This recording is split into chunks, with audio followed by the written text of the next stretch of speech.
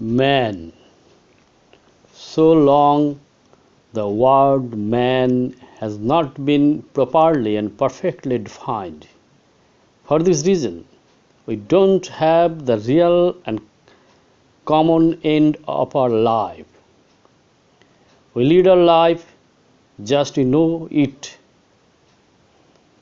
But where the road will come to a blissful end, we don't know it well.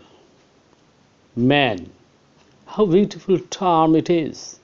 All other terms that denote man are communal and partial. Saint, poet, author, sage, deity, demigod, artist, scientist, etc. all are communal terms. Only the man is the non-communal, philanthropic and universal word. So it is very important for everybody to be a real man. And we should know the real definition of man. What is man? When can a man be called a man? Sometimes our elders say to us, you have to be a real man. But we don't know what a man is. What is the definition of a man? Now let us know. From several aspects it could be defined. First, the Bengali term of man is Manush. Sri Ramakrishna divided is as man and hush. The person who has man and hush is a man. It can be differently defined according to this world and the spiritual world. Man stands for status or dignity, and hush for consciousness. All men of different societies or states hold different modes of status or dignity. The person who can behave towards the person, being conscious of the status or dignity of the person, is a man. Sometimes we pay respect to any person more than he deserves. Sometimes we pay respect to the person less than he deserves. It is we perform for our self-interest. According to the spiritual world, it can be differently and more perfectly defined. Here man stands for consciousness, and hush stands for transcendental consciousness. The person who is always conscious about transcendental consciousness is a man. The transcendental consciousness, coming into consciousness, gets the status or dignity. A person being conscious about any art, that is literature, music, science, arts and crafts, is not a real man. Only we have to become conscious about transcendental consciousness or truth or Godhead. In Bengali language or Indian literature, the word consciousness has double modes of meaning. Firstly, it means pure knowledge or the knowledge born out of feelings, a realization and next realization. Secondly, consciousness is the person. Originally, consciousness is the man as entity, that is, every person is consciousness, and the absolute is transcendental consciousness. When transcendental consciousness comes into a body or a form, it turns into consciousness.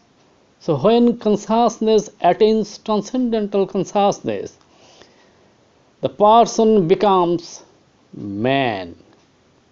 Then the manifestation of the consciousness is humanity, or humanity is the manifestation of consciousness, always influenced by transcendental consciousness.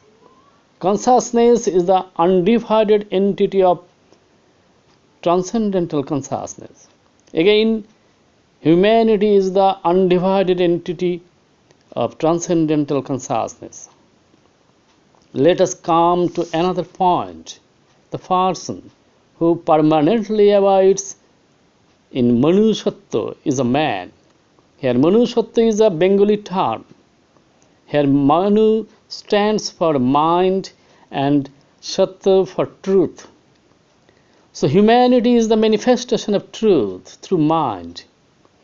Generally, the mortal man does not express the words that he thinks within. So the truth of the reality is not manifested. But a man can tell the words what he thinks within. Now we shall have elementary composition of humanity. The person who contains 20 modes of quality in perfection is a man. The 20 modes of quality are namely 9 modes of devotion, 5 qualities, and 6 oils. The 9 modes of devotion are namely listening, recollection, praising, adoring, worshipping, attendance, servitude, friendship, and self-dedication. At first, the traveler has to listen to the discourse with attention about God, or Guru, or spiritual science. It is called listening. After listening to the discourse, has to recollect it, that is, keep thinking on the discourse. It is called recollection. Then he has to tell in praise of Guru or God and tell about it so far he has understood. It is called praising. Then he has to adore God or Guru. Worshipping is the activity through which one can practice to offer himself totally to his lotus feet. Feet is the path showed by Guru, and the path is made of order, instruction, advice, and message. Attendance is a mode of devotion. One serves his Guru or God by serving food, arranging bed for his sleep, rest, etc. Servitude is the 7th mode of devotion. One should be always in thought or attitude of a servant of Guru or God. Next is friendship. Being a friend of Guru or God, he will always behave towards God or Guru with friendliness. At last, the devotion comes to fulfillment in dedicating himself to him. Next, let us discuss on 5 modes of quality. They are namely simplicity, politeness, generosity, tolerance, and vastness. They might be explained through a tale. Naroda, a devotee of Narayana, God himself, went to Sanat Kumar to attain Brahman. Because then the sages were appointed to guide their disciples to Brahman, the Absolute. Now God is taking the total responsibility in his own hand, because God is Guru, the spiritual teacher and guide alone. Besides, now The sages are unable to protect humanity. Let us come to the point. Sanat Kumar said to Naroda, my son, at first you have to practice the 5 qualities for attaining Brahman. Now start. Practice simplicity first. Narada went out from the hermitage for 1 year. Within a few months, he gathered experiences that people are differently behaving towards him. Someone is behaving respectfully and someone rudely. But Narada is not influenced mentally by their different modes of behavior. He is always in an impartial mood. To take all of different attitudes in an impartial attitude is called simplicity. Now we can hold a fine and appropriate example for the practice. After Kaliyo had been restrained by Sri Krishna, he poured Bhiman on his feet.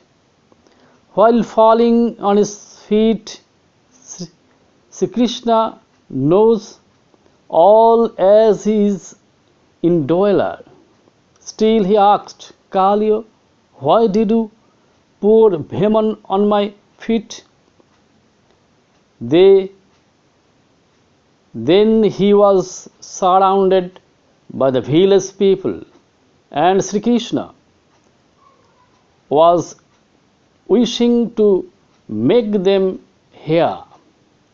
In a beautiful manner, Kaliyo, the black serpent, said, my lord, you have given me nothing but Bhiman, so I have adored you with what you have given me. Narada was thinking, so that the person whose things he holds within will take out. The person who holds Bhiman, that is censure or reproach within, he must pour it out, and that will hurt them in whom the Bhiman will enter. The person who holds elixir will must pour it out. But Narada is not taking nothing out of them within. Thus he passed 1 year and returned to his teacher's hermitage. Sanat Kumar then said, Narada, my son, you have practiced simplicity perfectly. Now take the next step for generosity. So Narada again set out for practicing generosity for 1 year. One day, on his road, a young woman came to him running. She said, would you help me in service to my husband? He is very ill. Narada said, of course, my mother. He went with her, and within 7 days they brought him to a sound health. Then Narada observed that the woman's husband had no job. So he managed a job for her husband and went away. Thus Narada did good to all who asked for help without any interest for 1 year. Again he returned to his guru. Sanat Kumar said, Narada, you have perfectly practiced generosity. Now go out for tolerance. So Narada again set out. One day he was going to a village, but the main road was running in a roundabout way. Then he found a shortcut through the plowed lands. The narrow lane was made by footsteps. But as soon as he took some steps, a landlord caught him and badly rebuked. But Narada is thinking, I am on the way of practicing tolerance. So he behaved politely and said, "I am guilty and forgive me," said. Then the landlord got cool and apologized. Then Narada thinks politeness can bring an agitated man into coolness. Narada then said, "Okay, I'm going along the main road." But the landlord said, "No, no, sir. Excuse me, please go along this narrow lane. You have no fault. Those who have gone along the lanes before you are guilty, because they have made this narrow lane." Thus, passing another year, Narada returned to his master. Then Sanat Kumar said, "Now you need not go out, staying here, practice politeness now." Narada sets in another journey. He listens to whatever his master says. He obeys whatever his master orders without any hesitation. Thus he passed another year.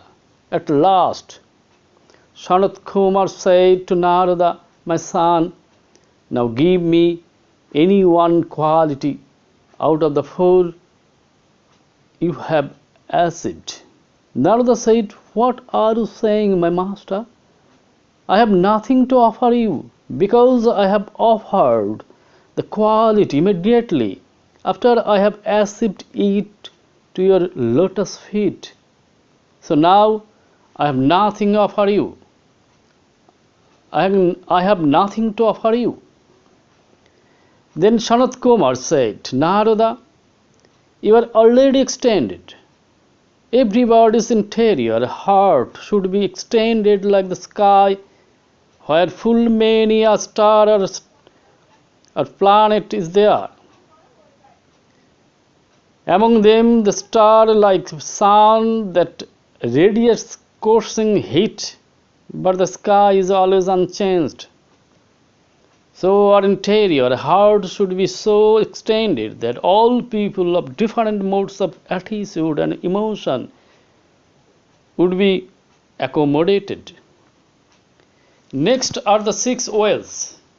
They are namely resistance, restraint, endurance, renunciation, reverence, and solution. In the beginning of our journey to being a man, our mind remains violent, agitated, and fickle.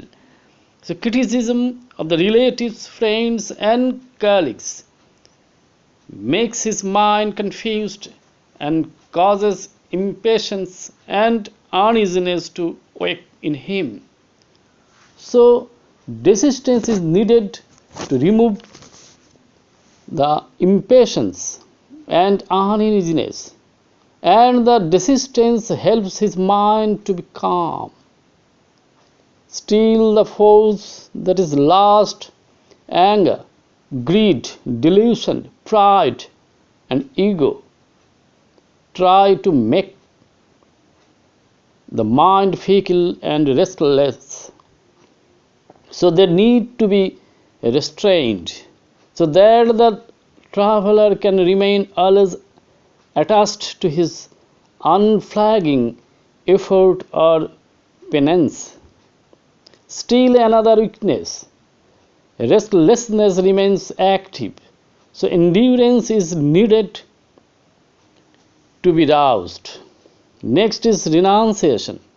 So long the mentality was downward or outward or worldward, now the mentality becomes upward or inward. It is called renunciation. Then aspirant can perfectly or precisely follows the lotus feet of Guru, or pays respect to every teaching of his Guru or preceptor. Thus the solution in all respects, all the humanity is attained. Next is the fourth mode of being a man. The tantrics who believes that Holy Mother is the ultimate reality follows the five principles. They make a seat of five heads. One is a fox. The head or skull of a fox stands for sociology. And the next one is of a snake, that stands for economics. Next one is of a tiger, that stands for politics. Next one is of a monkey, that stands for principles of religion. And the head of a man, that stands for the principles of sages. The person who contains the complete knowledge of the five principles is a man, and the action of the five principles is the manifestation of humanity. Sociology in order organizes the people in order. Economics in order maintains the social order. The politics in order protects the social order and humanity. Then principles of religion help the people to be dutiful, and the principles of sages cause the duty to turn into humanity, or the duty turns into humanity. From school, college, and university, we learn how to earn money, but we don't learn how to spend it after money is earned. The money we earn has some shares. All the dues have to be paid. The parents have their respective shares. The children of the householder have their respective shares or dues from his earned money. His wife has. He too has a share.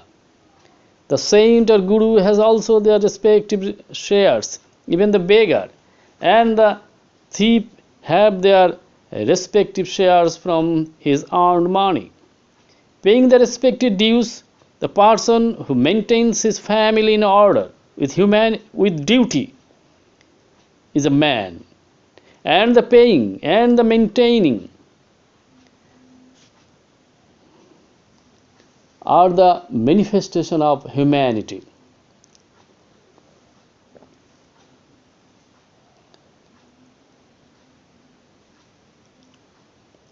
God himself said, "The man is my favorite one.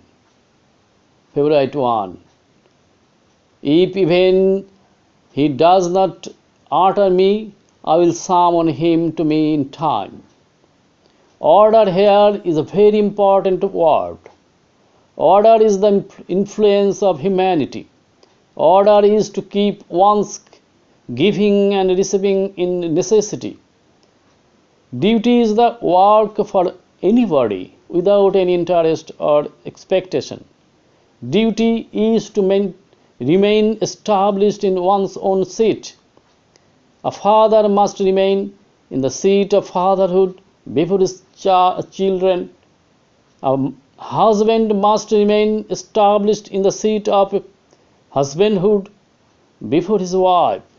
A teacher remains established in the seat of teacherhood before his students. Let us conclude here saying so that we must be a real man as explained above, and there is nothing to become but a man with undivided humanity. Thanks.